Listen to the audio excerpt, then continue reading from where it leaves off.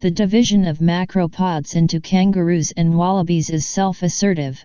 The species we call kangaroos are just the bigger creatures while wallabies are for the most part more modest. However, some can quantify 1.8 meters from head to tail. The name Wallaby is derived from the Eora Aboriginal people of coastal NSW. It now refers to about 30 species of macropod found in Australia and Papua New Guinea. Many species are named after the habitat they occupy, such as rock wallabies and swamp wallabies. All wallabies are marsupials.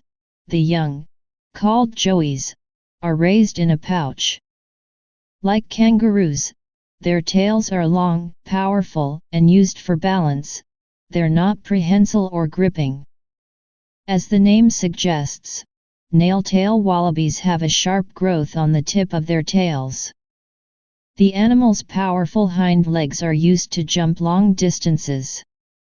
Rock wallabies have feet specially modified to grip to the rugged terrain where they live. A wallaby's forelimbs are small and mainly used for feeding.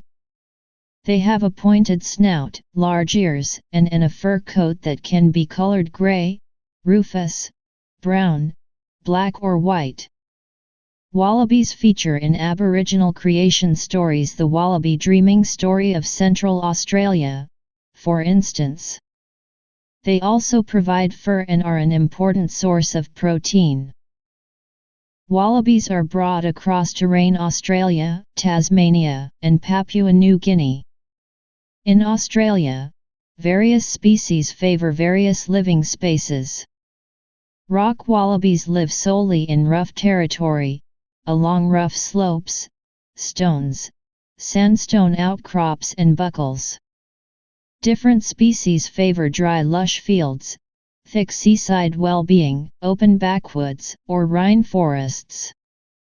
The conveyance of most species has contracted since European settlement. Yellow-footed rock wallabies have been located on our Bulkumata Reserve, SA. Photograph Wayne Lawler/Echo Pics. Yellow-footed rock wallabies have been located on our Bulkumata Reserve, SA. Photograph Wayne Lawler/Echo Pics. In case you're from southern Australia, you might be acquainted with the generally regular agile wallaby or the red-necked wallaby. Some different species are progressively difficult to go over. Under the IUCN Red List of Threatened Species, the black forest wallaby is critically endangered, the proserpine rock wallaby is endangered, the yellow-footed rock wallaby is near threatened, and the mala, rufous hair wallaby or warup, and bridled nail-tail wallaby are vulnerable to annihilation. The 5 subspecies of black-footed rock wallaby are differently recorded as jeopardized, defenseless or close to undermined. What's more, tragically, a few animal groups are presently terminated. The eastern hair wallaby, the crescent nail-tail wallaby are 2 species that have gotten wiped out since European settlement.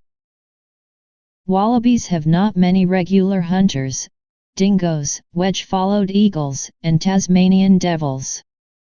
Yet, the presentation of non-domesticated hunters, foxes, felines, and canines has been appalling for some species, pushing some extremely close to eradication.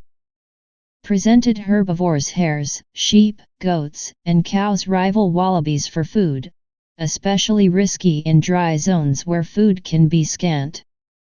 Agrarian improvement has prompted land clearing and living space misfortune, fracture, or corruption, significant dangers for surviving wallaby species. Some are viewed as a rural vermin. At long last, changes in customary consuming systems has changed field natural surroundings specifically.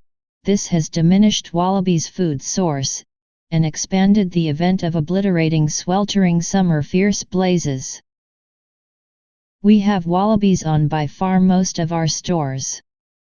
We're glad to have seen the jeopardized bridled nail-tail wallaby on Goondaroo in Queensland. The threatened black-gloved wallaby happens on our Gondwana Link properties in Kojonup. We're revegetating cleared farmland to make more wallaby environment, and our observing shows they're utilizing it. The near-threatened yellow-footed rock wallaby has likewise been seen on Bulkumata in South Australia.